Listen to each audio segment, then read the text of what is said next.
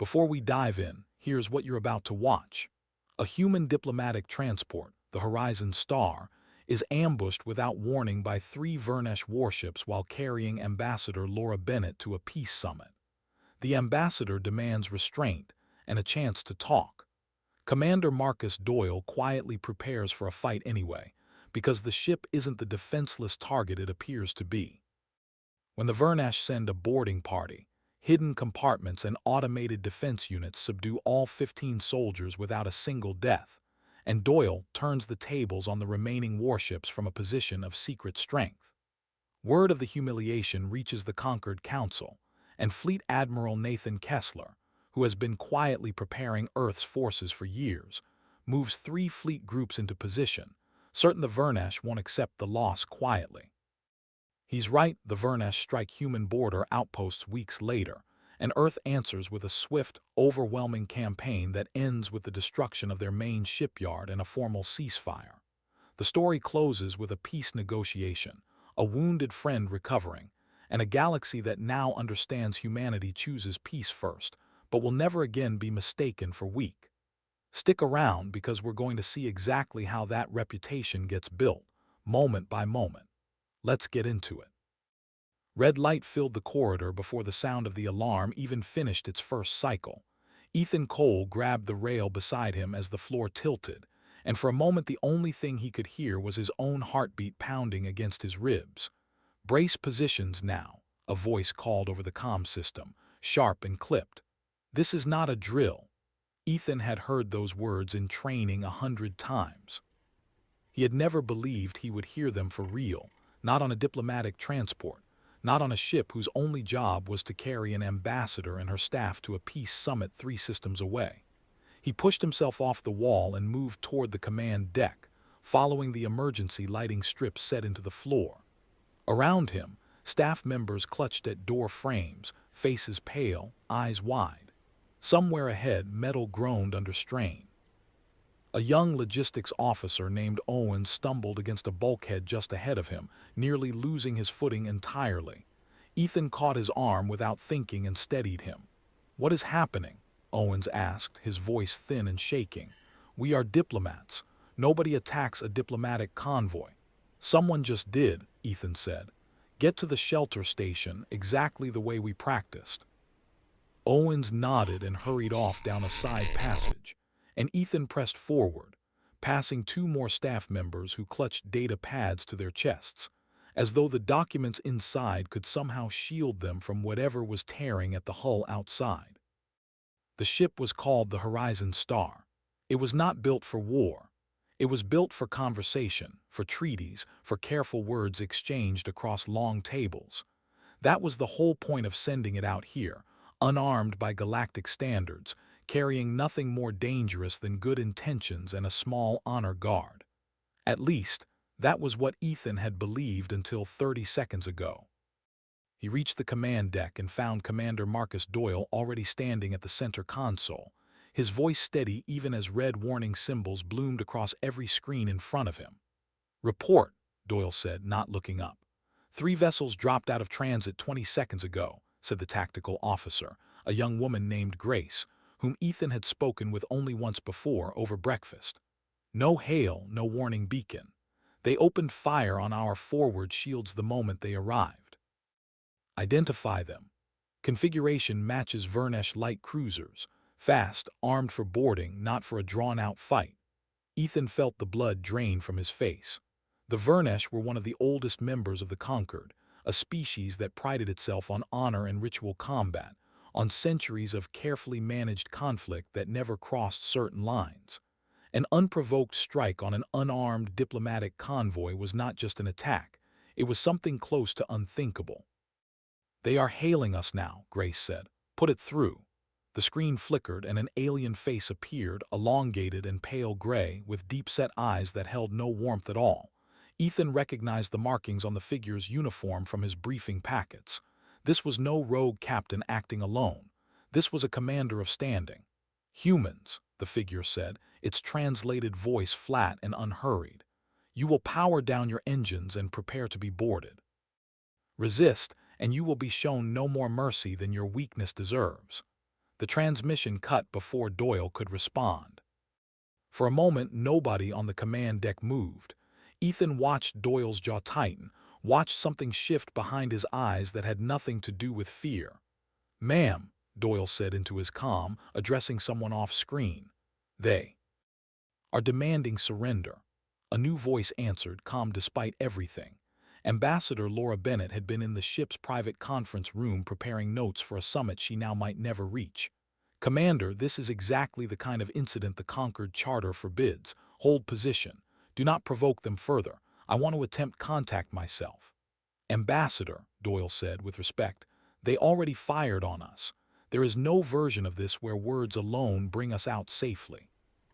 "There is always a version where words come first," she replied.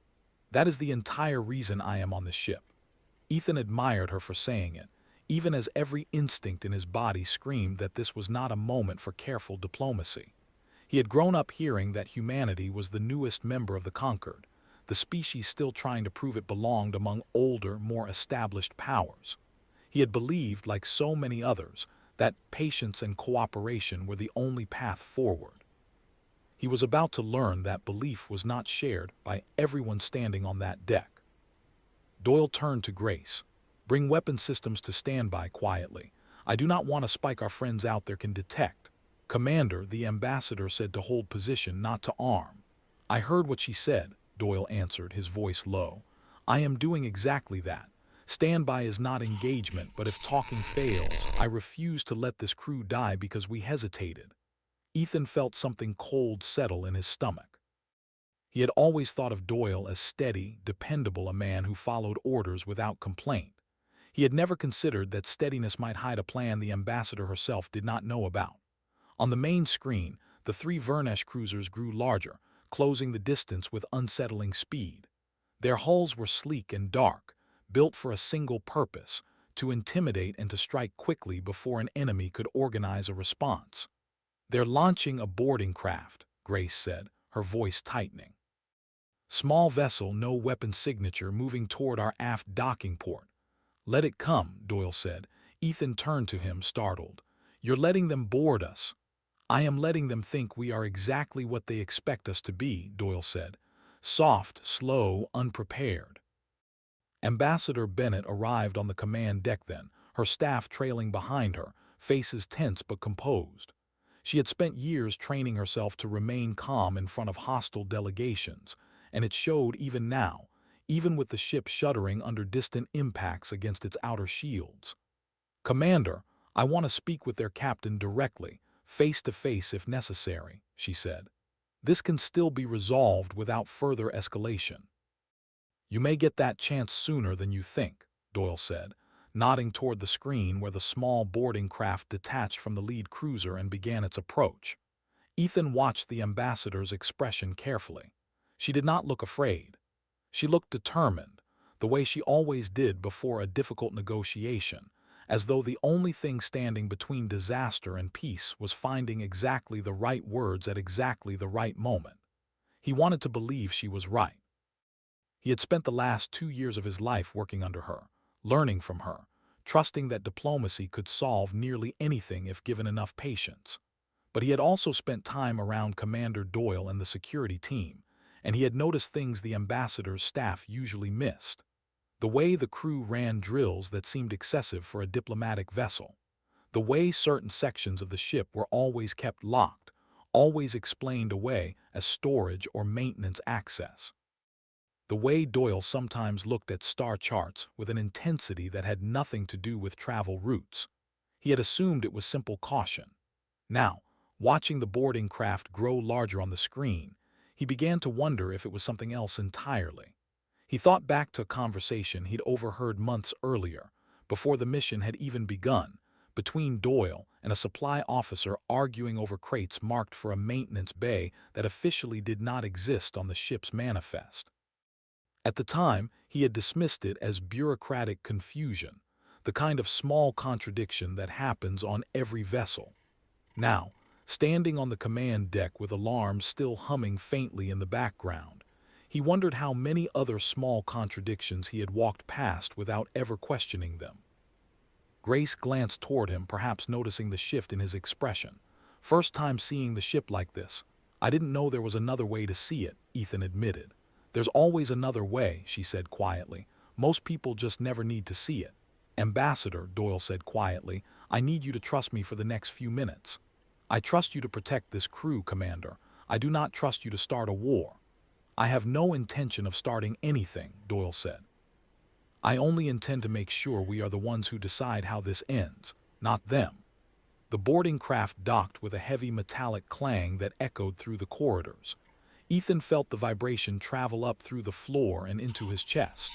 Somewhere below them, an airlock was cycling open, and armed figures were about to step onto a ship the galaxy believed carried nothing more dangerous than paperwork and good manners. Grace's voice broke the silence. "Commander, they're through the outer door. 15 individuals, heavily armed, moving toward the central corridor." Doyle finally looked up from his console, and for the first time since the alarm had sounded, Ethan saw something close to relief cross his face. "Good," Doyle said.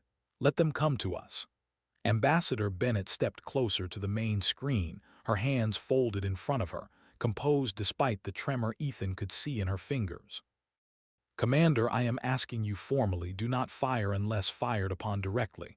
Let me try to end this with words first." "Understood, Ambassador," Doyle said. Then, quietly to Grace, he added words meant only for the command deck.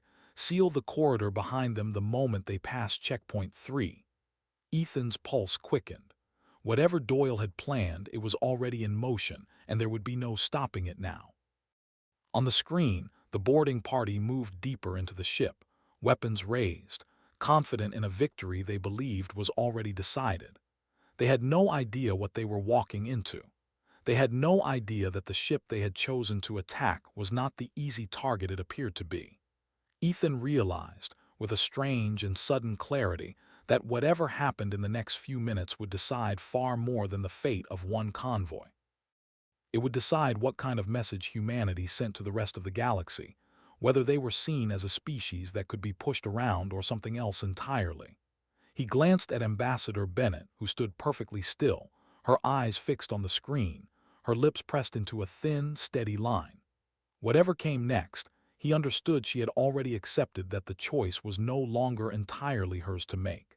She had asked for words first, and she had been given exactly that chance.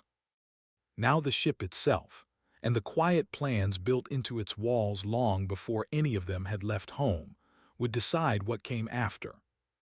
The air on the command deck felt heavier than it had a moment ago, thick with the kind of silence that comes right before something irreversible. The lead Vernash soldier stepped past checkpoint 3. Somewhere behind him, a heavy door slid shut with a sound like a verdict being delivered, and on the command deck, Commander Marcus Doyle finally allowed himself a small, grim smile. "Now," he said, "we begin. If you're enjoying the tension so far, drop a comment telling me whether you think Doyle made the right call keeping the ambassador in the dark. I'll be reading through them as we go. Now let's get back to it." The corridor lights dimmed to almost nothing the moment the heavy door sealed shut behind the boarding party. Ethan watched the feed from the security cameras with his hands gripping the edge of the console, knuckles white. 15 Vernash soldiers stood in a narrow passage that suddenly felt much smaller than it had a minute ago. Their leader, a broad-shouldered officer with markings that identified him as Kaler Vren, raised a hand and signaled his team forward, unaware that the path ahead had already narrowed into something closer to a trap than a hallway. "They are proceeding as expected," Grace said quietly. "Confidence readings from their movement patterns suggest they still believe this will be a quick operation." "Let them keep believing that," Doyle said. Ethan glanced at the schematic overlay on the nearest screen, watching small icons representing the boarding party creep steadily deeper into the ship. He noticed, for the first time, thin markings along certain corridor junctions that he had never seen highlighted on any map before. Small symbols that seemed to correspond exactly with the locations Doyle kept glancing toward.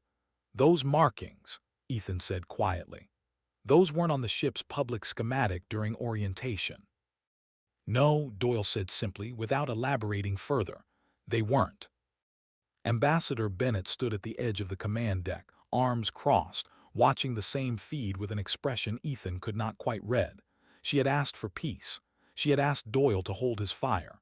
And yet here they were, watching an armed force walk deeper into a ship that had clearly been built with far more than diplomacy in mind. "Commander," she said finally, "what exactly did you prepare for this ship?" "Enough to make sure we were never as helpless as we looked," Doyle answered. "I did not want to fight, Ambassador. I wanted the option to survive one in case somebody decided that talking was not their preference." On the screen, the Vernash soldiers reached a junction where three corridors met. Kaler Vren paused, his sensors sweeping the area, searching for the crew he expected to find cowering behind locked doors. Instead, he found nothing. No panicked staff, no frightened negotiators begging for mercy, just an empty, quiet ship that seemed to be waiting for him. "Something is wrong," Vren said to his team, his translated voice carrying faintly over the intercepted comm channel Grace had tapped into. "This is not how frightened prey behaves." "Commander, they've stopped moving," Grace reported. "Then it is time we introduced ourselves properly," Doyle said. He gave a short nod, and across the ship, hidden compartments that had been built into the walls during a refit nobody outside the security team had known about slid open. Automated defense units, small and quick, emerged from the shadows, cutting off every retreat path back toward the boarding craft. Ethan's breath caught in his throat. He had walked past those very same wall panels a dozen times over the past 2 years, without ever suspecting what lay behind them. Kaler Vren's team reacted immediately, spinning to face the new threat, their formation breaking as confusion replaced confidence. This was not the outcome they had trained for. This was not the story their commanders had told them about the newest, weakest members of the Conquered. "Hold your fire," Doyle said over the comm, his voice carrying to every unit and every crew member listening. "Disable. Do not destroy. I want them alive to carry a message home." Ethan watched, half in awe and half in disbelief, as the defense units moved with a precision that felt almost gentle compared to what he had expected. Non-lethal restraints snapped around limbs. Stun charges dropped soldiers to their knees without leaving lasting harm. Within minutes, the entire boarding party had been subdued, weapons scattered uselessly across the corridor floor. Some groaned softly as feeling returned to stunned limbs. Others simply stared upward in silent disbelief at a ceiling that had, moments earlier, seemed to open on its own. None of them had fired a single shot that landed. None of them had even seen where the defense units had emerged from until it was already too late to matter. Kaler Vren himself remained standing until the very end, refusing to kneel even as two restraint units locked around his wrists. His eyes, when the camera caught them, burned with something between fury and disbelief. "This was not supposed to happen," he said, more to himself than to anyone listening. "You were supposed to be soft." "Commander," Grace said, "the two remaining cruisers outside are reacting. They're powering weapons." "Of course they are," Doyle said, unshaken. "Ambassador, this is your moment if you still want it."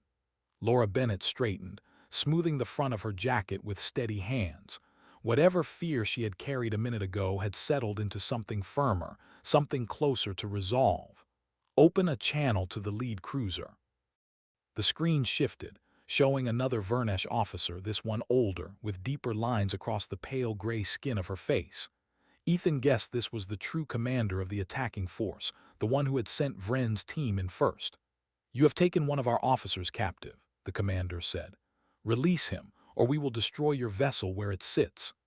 "You attacked an unarmed diplomatic convoy without warning, without provocation, and without cause," Bennett replied, her voice calm but unyielding. "Your officer and his team are alive and unharmed because we chose restraint, not because you deserved it. I suggest you consider carefully what happens next." "Your restraint means nothing," the Vernash commander snapped. "You are still the weaker force. We outnumber you 3-1. "Do you?" Bennett asked, and for the first time Ethan heard something almost like steel beneath her diplomatic tone.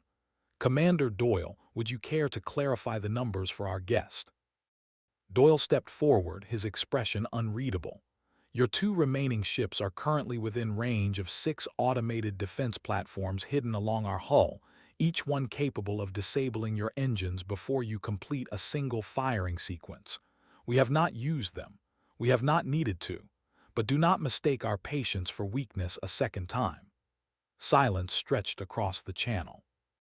Ethan watched the Vernash commander's face shift, confusion giving way to something closer to calculation, as though she were rapidly rewriting everything she thought she knew about the ship in front of her.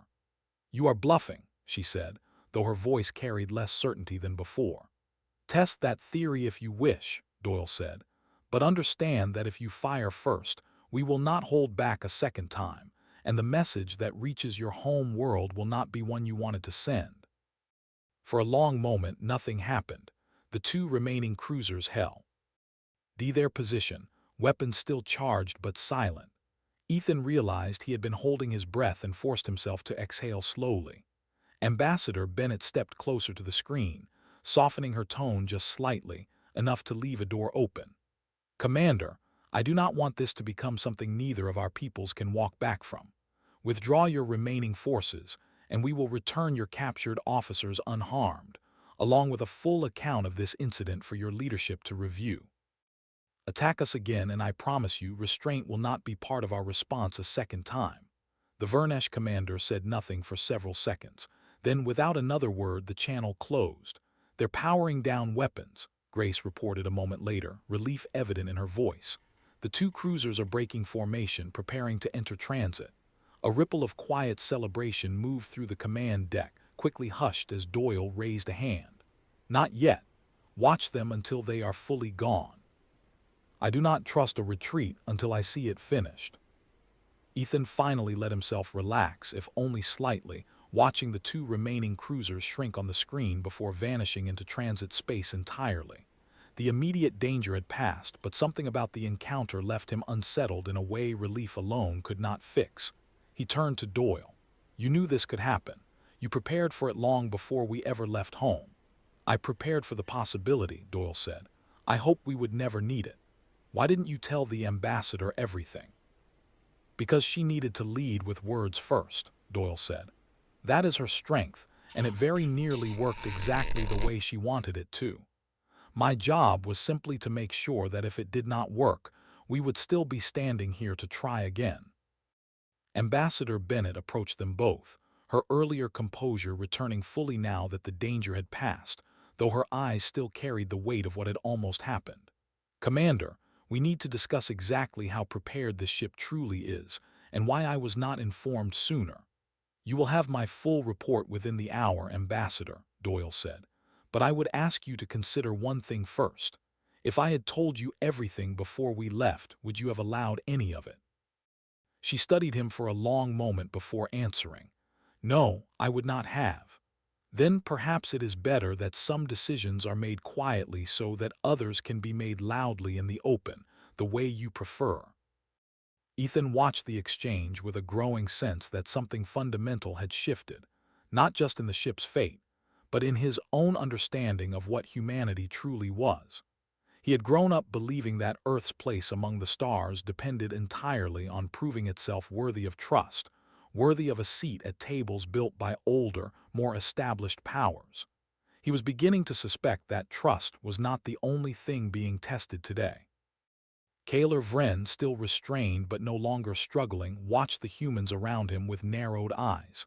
"You will regret this," he said quietly. "My people do not forget an insult like this one." "We did not insult you, Commander Vren," Bennett said, turning to face him directly. "You attacked us first. Everything that followed was simply our answer. I would encourage your leadership to remember the difference."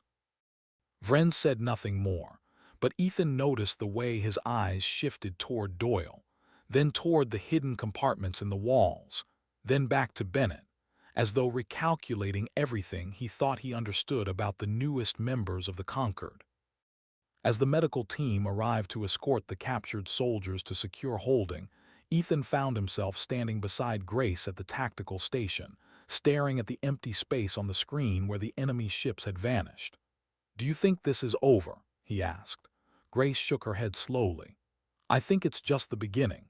Word of this is going to spread fast, and not everyone in the galaxy is going to be happy about what they hear. Ethan thought about the ambassador's careful words, about Doyle's quiet preparation, about the strange balance between diplomacy and readiness that had just saved all of their lives. He thought about how easily this could have ended in disaster, and how differently it might have unfolded if either side had chosen differently in those final tense moments. Somewhere far beyond the reach of their sensors, he knew the story of what had happened to this small, supposedly harmless convoy was already beginning its journey across the galaxy, carried by frightened soldiers and an angry commander who had underestimated exactly who they were dealing with. He had a feeling that journey was only going to get more complicated from here. Later that evening, once the ship had settled back into the quiet hum of normal operation, Ethan found himself walking the same corridor where the boarding party had been subdued only hours earlier.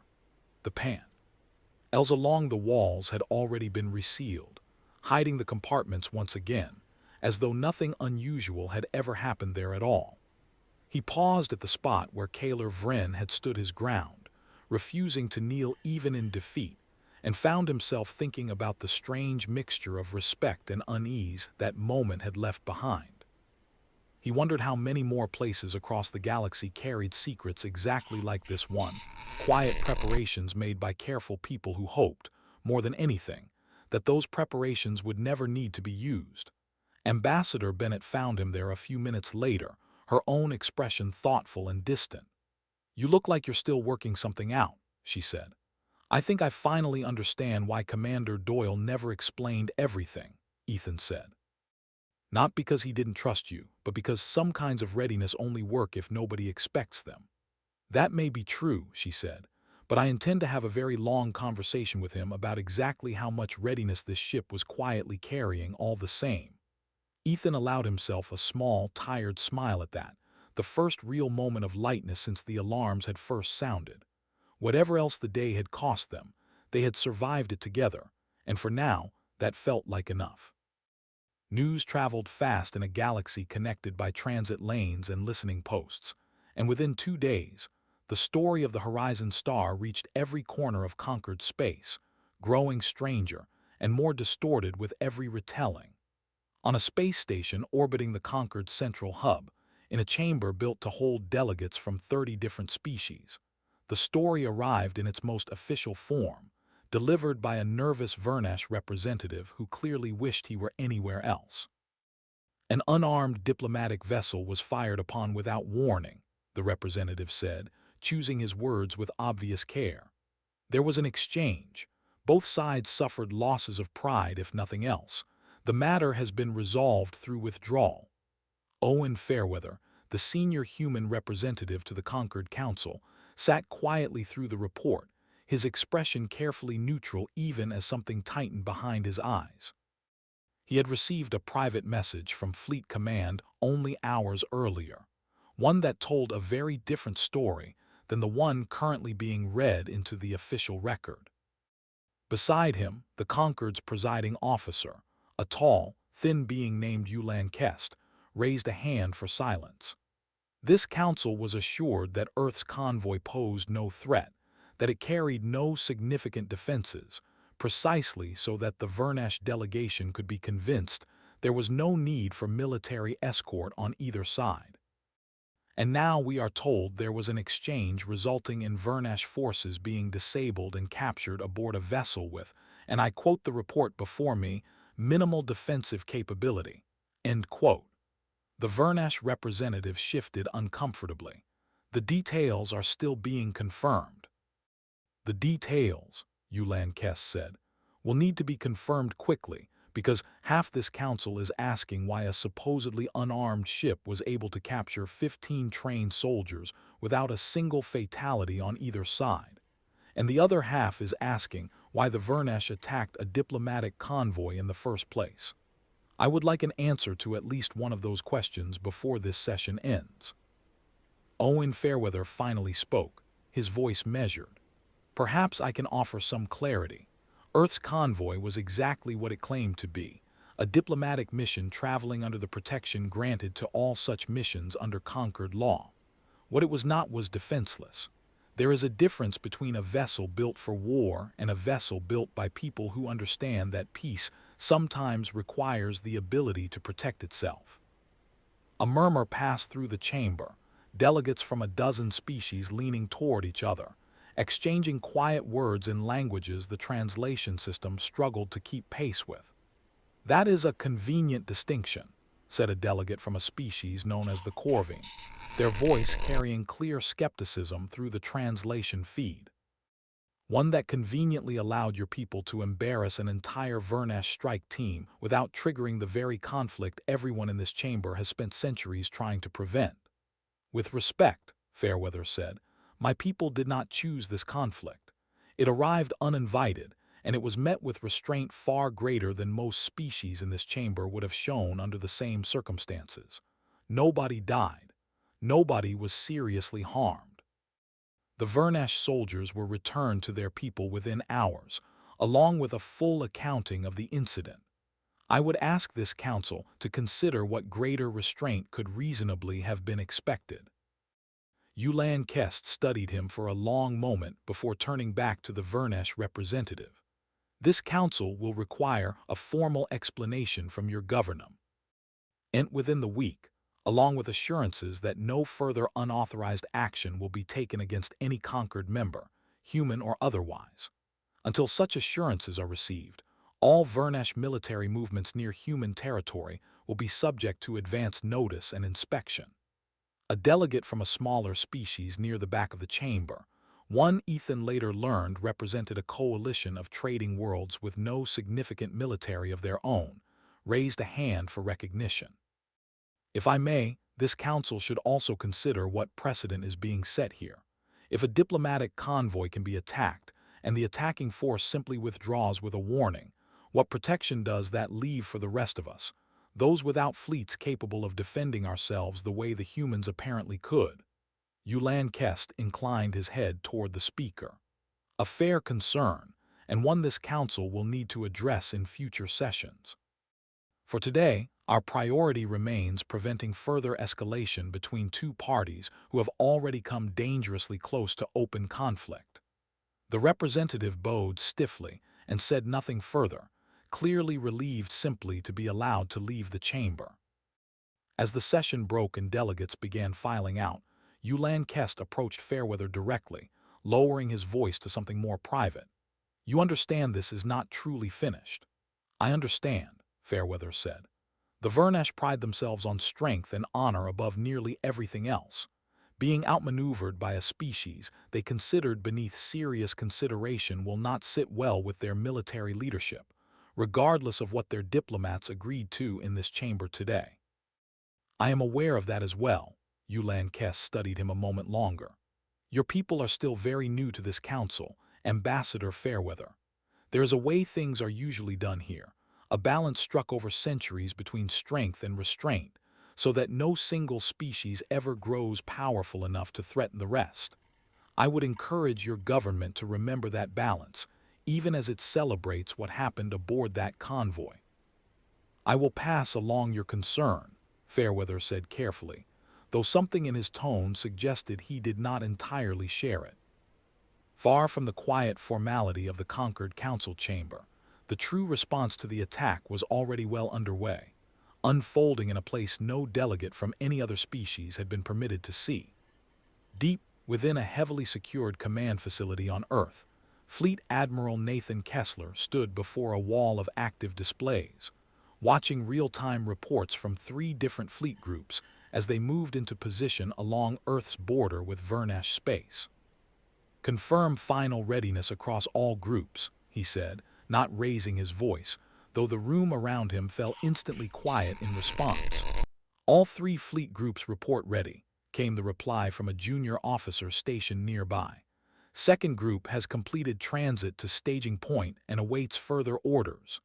Kessler nodded slowly, his eyes moving across the star chart spread before him.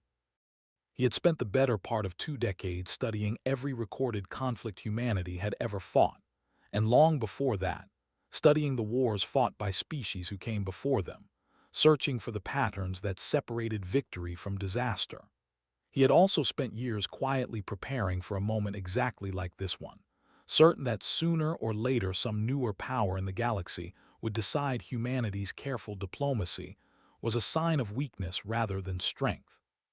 He remembered clearly the early arguments within Fleet Command when the Horizon Star's refit had first been proposed, years before the Ambassador had ever boarded it. Several senior officers had argued strongly against equipping a diplomatic vessel with any hidden capability at all, insisting it would undermine the entire spirit of the mission if discovered. Kessler had listened to every objection carefully, then quietly authorized the refit anyway, understanding that the cost of being wrong once was far higher than the cost of being cautious 100 times over. It had taken years of careful budgeting, discrete engineering contracts, and training programs disguised as standard security drills to make certain that if this exact moment ever arrived, Earth would not be caught without an answer. A door opened behind him, and a woman in civilian dress entered, her expression tense. This was Ambassador Fairweather's direct liaison to Fleet Command, sent to relay the outcome of the Council session. "Admiral," she said, "the Concord has issued a formal warning to the Vernash government. Officially, the matter is considered resolved. And unofficially, Ambassador Fairweather believes the Vernash military leadership will not accept this outcome quietly. He expects further provocation, possibly within weeks." Kessler allowed himself a small, humorless smile.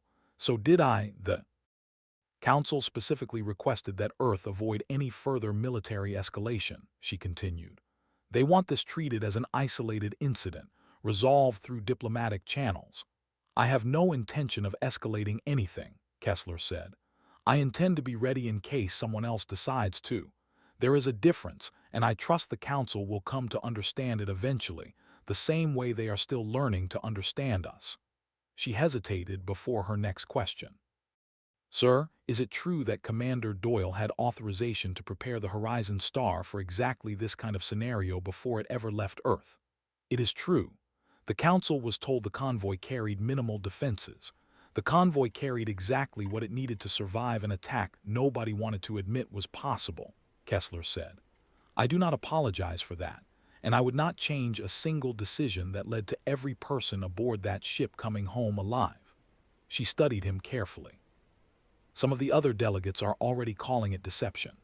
"Some of the other delegates," Kessler said, turning finally to face her directly, "have spent centuries assuming that because humanity is new to this council, we must also be careless or naive or unprepared for a galaxy far older and more complicated than the one we came from. I would rather be called deceptive by people who underestimated us than be remembered as a species that was too proud to protect its own people." Across the star charts behind him, 3 fleet groups held their positions along the border, quiet and patient, exactly as they had been trained to be. Kessler had no illusions about what would happen if the Vernash chose to test humanity's resolve a second time. He had studied their military doctrine extensively, understood their reliance on ritualized combat and carefully bounded conflict, and he understood something else as well, something the rest of the galaxy had not yet fully grasped. Humanity did not share that same tradition.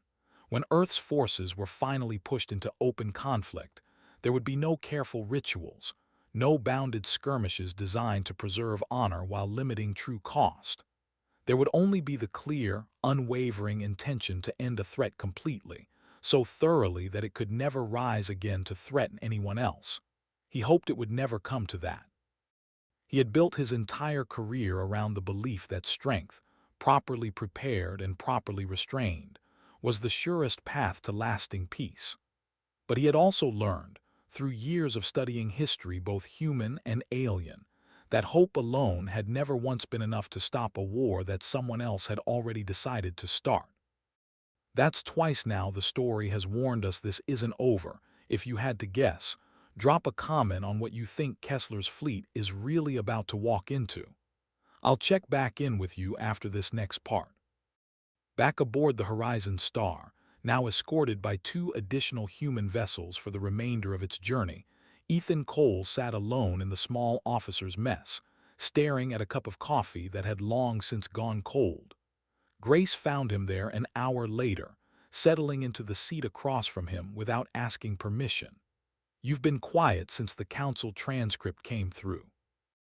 "I keep thinking about what Ambassador Kessler said," Ethan replied. "About balance, about how the whole system out here depends on nobody ever becoming powerful enough to threaten everyone else. You think we're becoming that kind of threat? I think we just showed an entire galaxy that we're capable of surprising people in ways they didn't expect," Ethan said. "And I don't know yet whether that makes us safer or whether it just makes us the next thing everyone starts preparing against." Grace considered that for a long moment. Maybe it's both. Maybe that's just what it means to finally have a seat at the table instead of standing quietly in the corner hoping nobody notices you're there. Ethan turned his cup slowly between his hands, thinking of Commander Doyle's quiet confidence, of Admiral Kessler's fleet groups he had only heard about secondhand, of Ambassador Bennett's careful, unshaken voice as she had faced down an enemy commander without ever raising her tone. He thought too of Kaler Vren's final words before being escorted away, the promise that his people would not forget what had happened here. Somewhere out beyond the edges of charted space, he suspected, that promise was already being turned into a plan. And though nobody aboard the Horizon Star could yet know exactly what form that plan would take, Ethan found himself certain of one thing as he finally pushed the cold coffee aside. Whatever came next would not stay contained to a single convoy, a single council chamber, or a single quiet conversation in a small officer's mess. The galaxy had asked a question when it sent its warning to the Vernash government, a question about whether humanity could be trusted to remain within the careful boundaries everyone else had spent centuries building. Ethan had a growing feeling that Earth was about to answer that question in a way nobody, human or otherwise, was fully prepared for. He finished the last of his cold coffee and rose from the table, nodding a quiet good night to Grace before making his way back toward his quarters. The corridors of the Horizon Star felt different to him now than they had before the attack, familiar and unfamiliar all at once, as though he were walking through the same ship but seeing it clearly for the first time. He passed one of the resealed wall panels along the way, pausing for just a moment to study its smooth, unremarkable surface. Nothing about it suggested the danger it had once concealed or the lives it had quietly protected. That, he was beginning to understand, was precisely the point.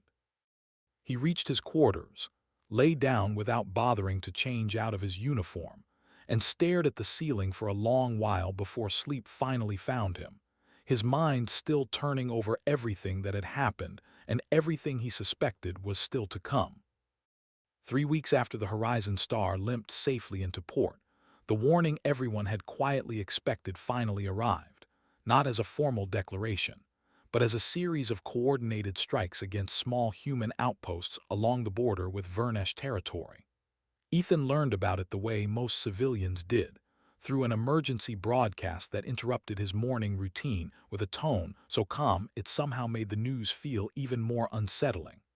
3 outposts attacked simultaneously. Minimal casualties thanks to early warning systems and rapid evacuation protocols. No official statement yet from Vernash leadership. He knew, almost instantly, that calm restraint was no longer going to be the answer. He was proven right within hours when he received an unexpected summons back to active duty, this time not as an ambassador's aide, but as a communications officer attached directly to Fleet Admiral Nathan Kessler's staff. Apparently, his experience aboard the Horizon Star had earned him a place close to the center of whatever was about to happen next. He arrived at the fleet staging area to find a level of organized activity unlike anything he had witnessed before.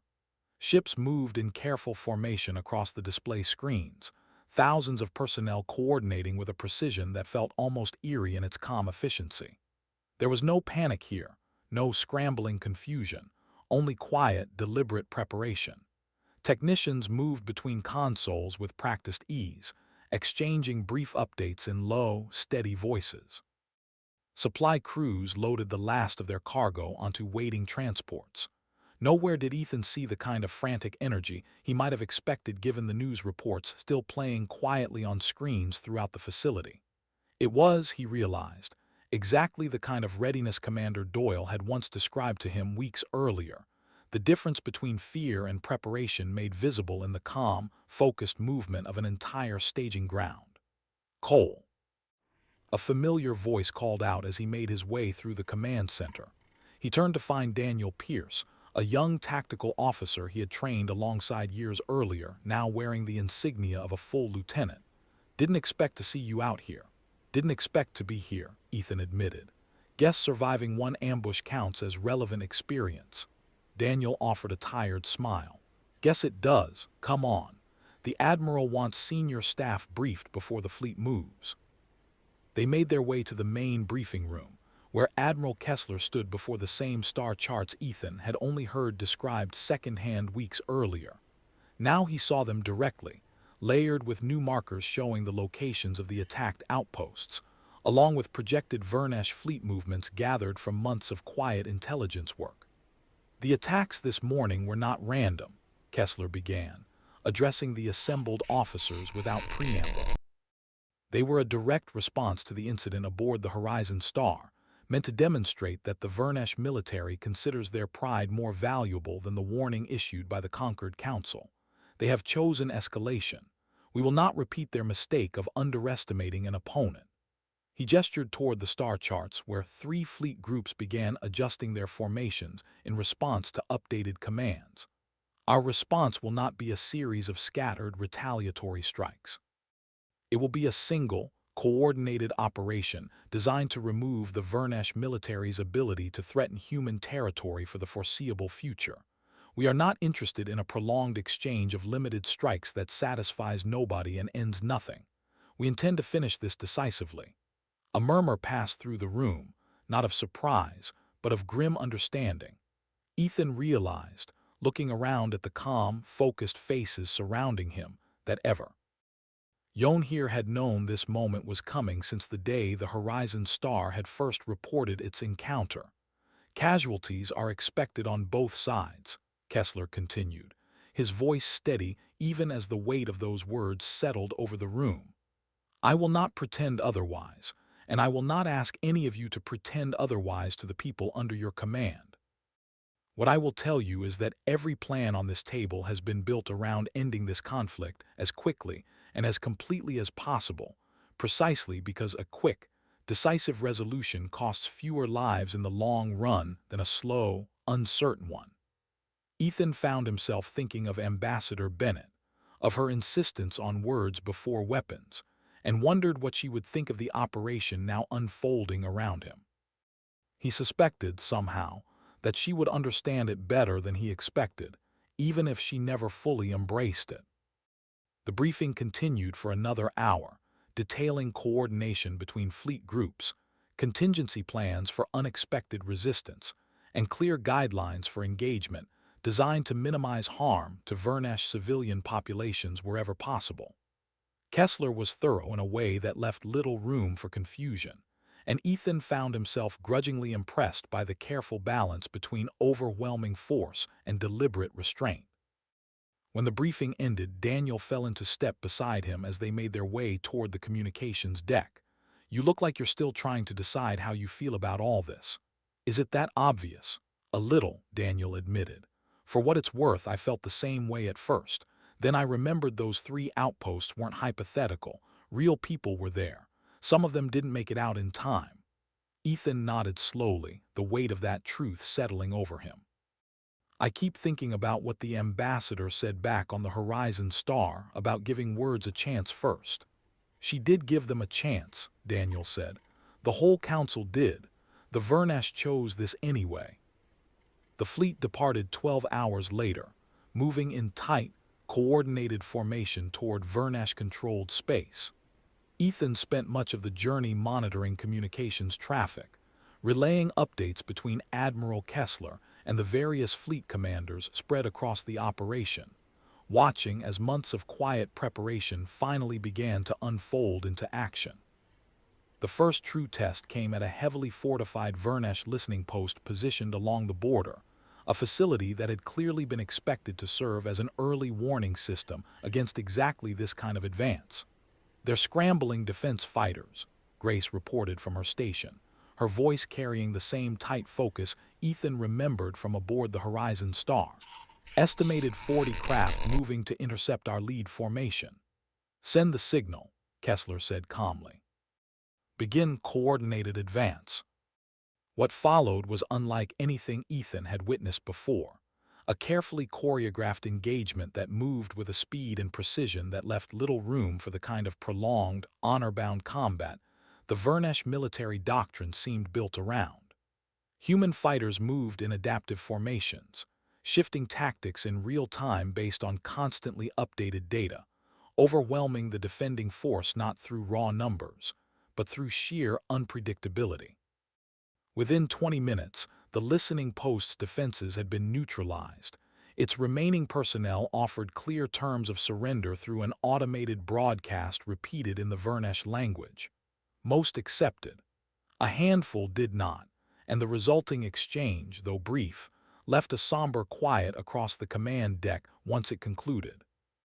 Ethan learned only later that Daniel Pierce had been aboard one of the fighters during that exchange, and that a stray hit had left him seriously injured, though stable, aboard a medical transport now making its way back toward Earth space.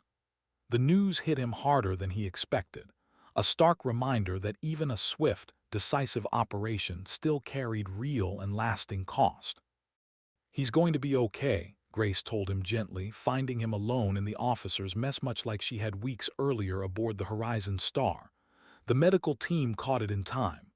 "I know," Ethan said quietly. "Doesn't make it easier to hear about." "No," Grace agreed. "It never does." She sat down across from him, her own hands wrapped around a cup she hadn't touched. "I keep thinking about something Admiral Kessler said during the briefing, about a quick resolution costing fewer lives than a slow one. I believe it's true. I've read the projections myself, but believing the math doesn't make it feel any lighter when it's someone you know." "No," Ethan agreed. "It doesn't." They sat together in silence for a while, the low hum of the ship's systems the only sound between them, each finding a small measure of comfort simply in not being alone with their thoughts. Over the following days, the operation continued to unfold with the aim deliberate efficiency, each engagement carefully calculated to minimize unnecessary loss, while systematically removing the Vernash military's capacity to threaten human territory.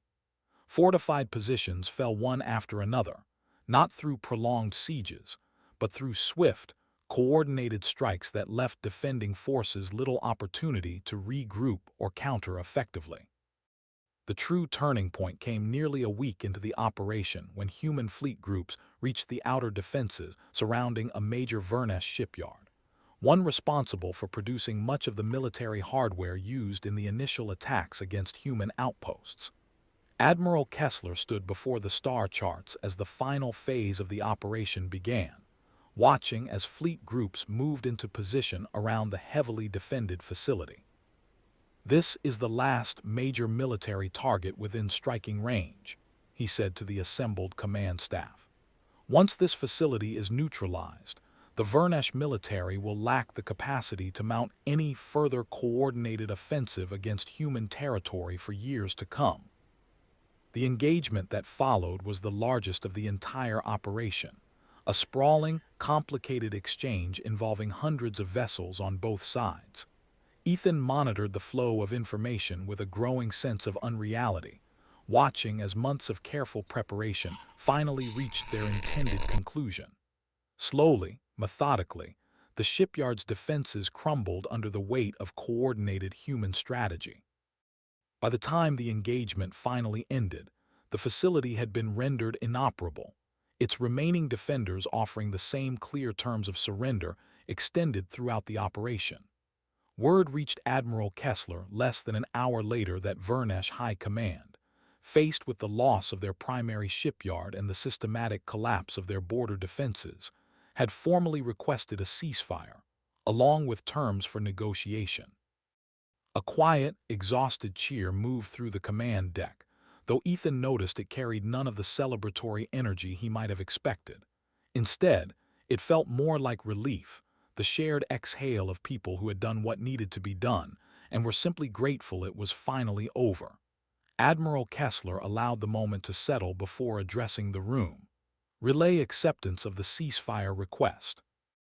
Inform Vernash command that formal negotiation terms will be delivered through conquered diplomatic channels within 48 hours. He turned to Ethan directly. Cole, I want you drafting the initial communication. You understand better than most here what it means to face this kind of situation from both sides of the table. Ethan nodded, though the weight of the responsibility settled heavily on his shoulders. He thought of Ambassador Bennett, of Commander Doyle, of Daniel recovering aboard a medical transport somewhere behind them, of the careful balance between strength and restraint that had carried them through every stage of this operation. Whatever words he chose now would help shape the beginning of whatever came next, not just for Earth and the Vernash, but for how the rest of the galaxy would come to understand exactly what kind of species humanity truly was. He sat down at his console, took a slow breath, and began to write. The words came slower than he expected, each one weighed carefully against everything he had witnessed over the past weeks: the fear aboard the Horizon Star, the quiet courage of Ambassador Bennett, the steady resolve of Commander Doyle, the cost carried now by Daniel and so many others who had done what needed doing. He wanted the message to carry all of that, the strength and the sorrow both, so that whoever read it on the other side would understand exactly what kind of people they were now dealing with. When he finally finished, he read it back once, made a small correction to soften a single line without weakening its meaning, and sent it forward for Admiral Kessler's review, hoping it would help build something better than what had come before. We're almost at the end now. If this kind of slow burn, diplomacy versus strength story is your thing, let me know in the comments what you'd want to see if this world continued. Now, let's close it out. The negotiation chamber aboard the conquered Central Station felt different this time, though Ethan could not immediately place why. The same long table stretched across the center of the room, the same soft lighting cast careful shadows across delegates from a dozen different species, and yet something in the air had shifted since the last time he had stood here. Perhaps it was the way the Vernash delegation now entered the room with visibly less confidence than before, their posture careful, measured, deliberately restrained in a way that suggested new instructions from a leadership that had learned a hard lesson about underestimating an opponent. Perhaps it was the way other delegates from species who had barely acknowledged Earth's presence during previous sessions now watched the human delegation with an attentiveness that bordered on caution.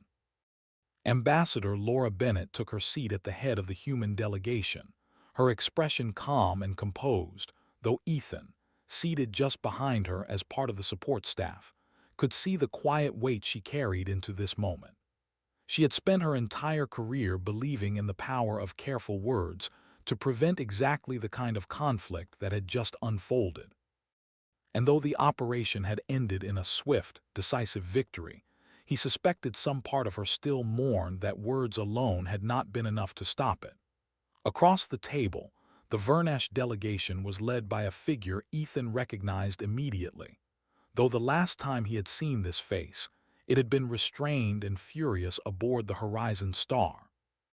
Kaler Vren now sat not as a captured soldier, but as his people's chosen representative for the negotiations, a decision Ethan suspected carried its own quiet message about accountability and consequence. Yulan Kest, presiding once again over the proceedings, opened the session with careful formality. This council convenes to formalize the terms of ceasefire between Earth and the Vernash government, following the conclusion of hostilities initiated by an unauthorized attack against a diplomatic convoy and escalated through subsequent strikes against human territory. Both parties have agreed to enter these negotiations in good faith. Ambassador Bennett rose slightly from her seat, addressing the chamber with the same steady voice Ethan remembered from aboard the Horizon Star. Earth's position remains what it has always been. We did not seek this conflict. We sought, from the very beginning, a peaceful resolution built on mutual respect and clear communication. That remains our goal today. We are prepared to offer fair and reasonable terms, terms that allow the Vernash people to rebuild what has been lost, provided clear assurances are given that an attack of this nature will never be repeated against Earth or any conquered member.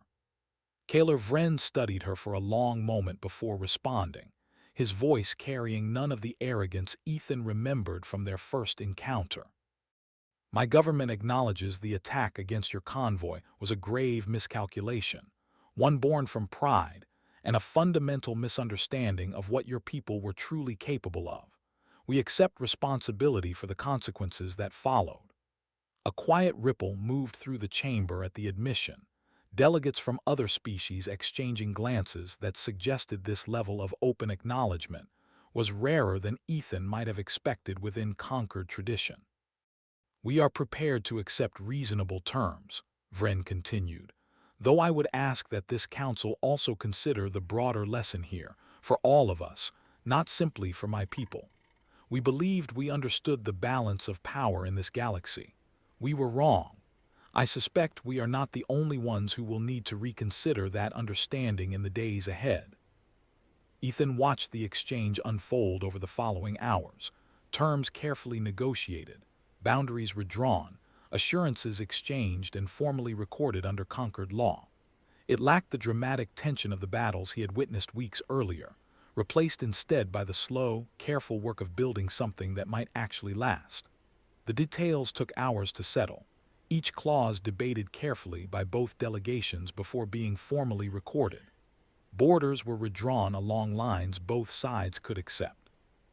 A schedule was established for the gradual return of any remaining prisoners, along with independent verification measures neither side had originally requested, but both ultimately welcomed, a small gesture of trust rebuilding itself one careful step at a time.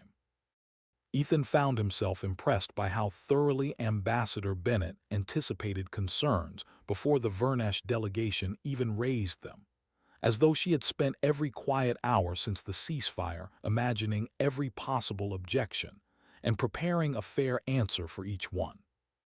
By the time the session finally concluded, both delegations had agreed to terms that satisfied the Council's demand for lasting peace, terms that included clear boundaries, formal apologies, and a framework for future cooperation between two peoples who had come dangerously close to a far longer and more costly conflict. As the chamber began to empty, Ambassador Bennett found herself approached by Yulan Kest, who regarded her with an expression Ethan could not quite identify, somewhere between respect and quiet unease. "You have achieved what you set out to achieve, Ambassador," Kest said. "A resolution built on words, even after weapons were required to bring both sides back to this table." "It never stopped being about words in the end," Bennett replied. "The weapons simply made sure both sides remembered why the words mattered in the first place." Kest consider. "D that for a moment.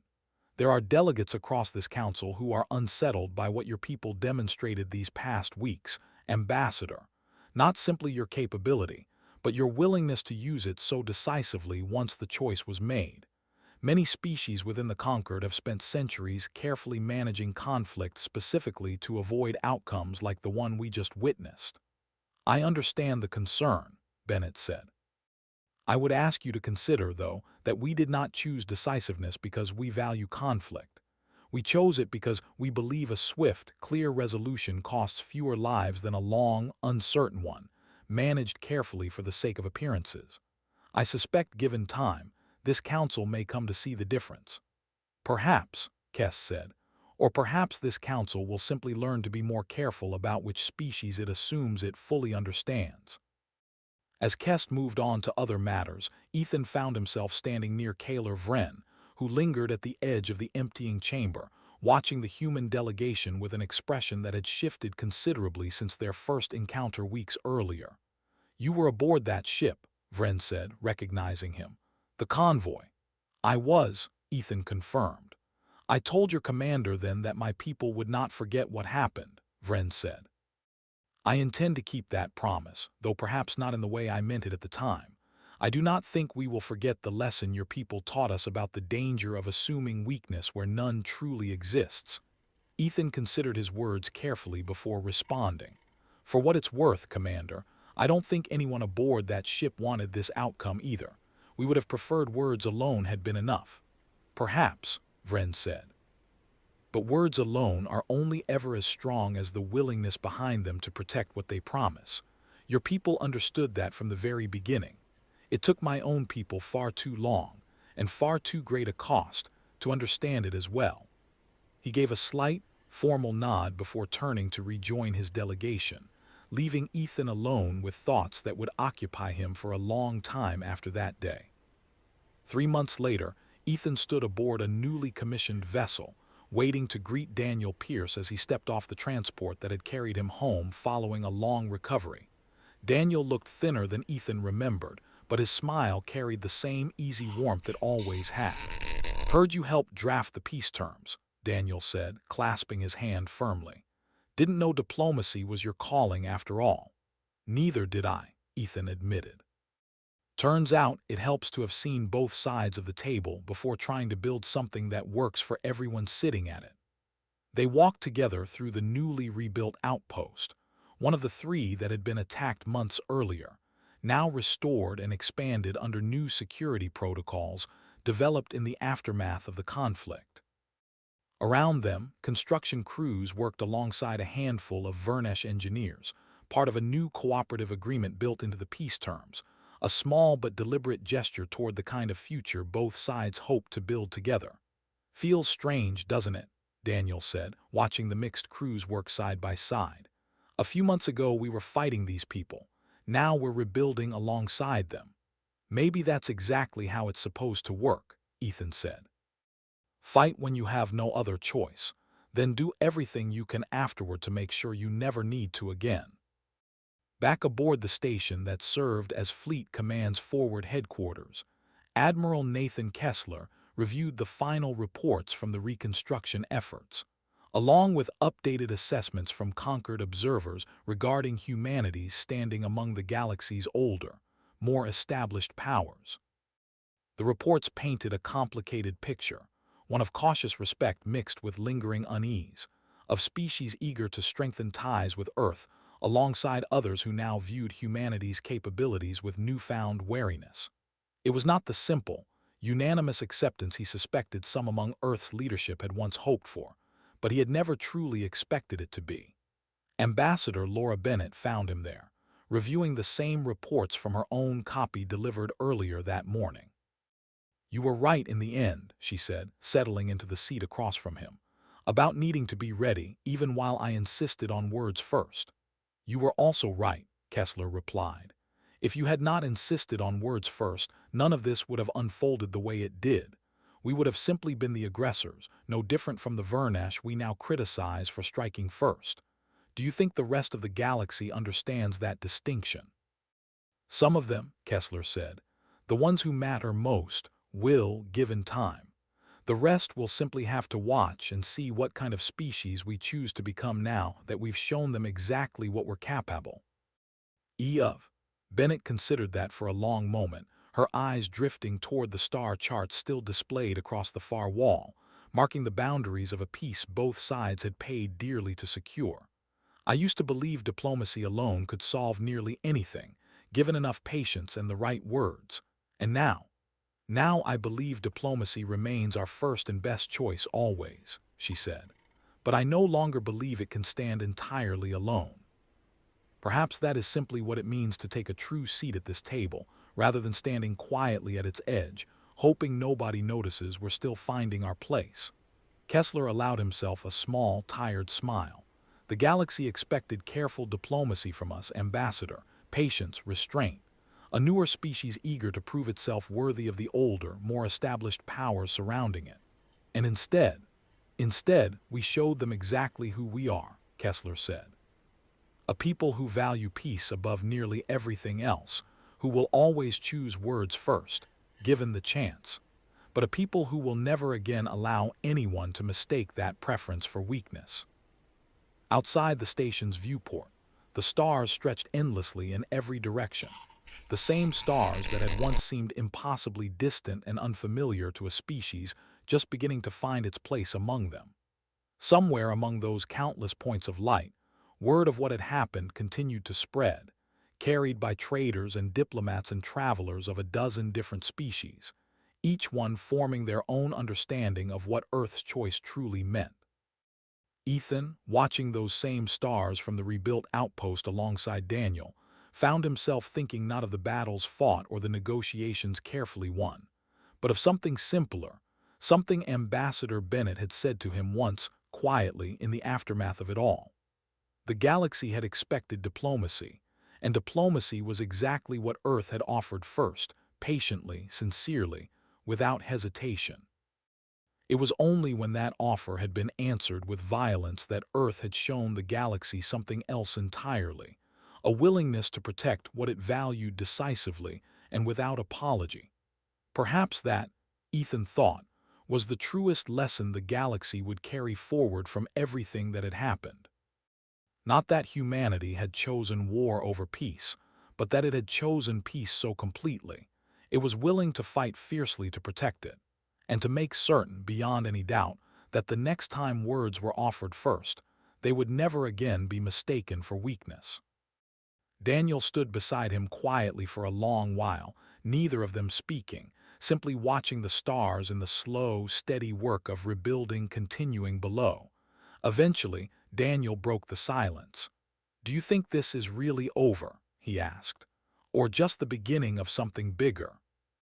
Ethan considered the question carefully before answering, thinking of Yulan Kest's quiet warning, of Kaler Vren's changed demeanor, of the cautious respect and lingering unease still spreading across the galaxy in the wake of everything that had happened. "I think it's both," he said finally. "I think this chapter is over, but I think the galaxy is only just beginning to understand who we really are, and I suspect we're only just beginning to understand that ourselves."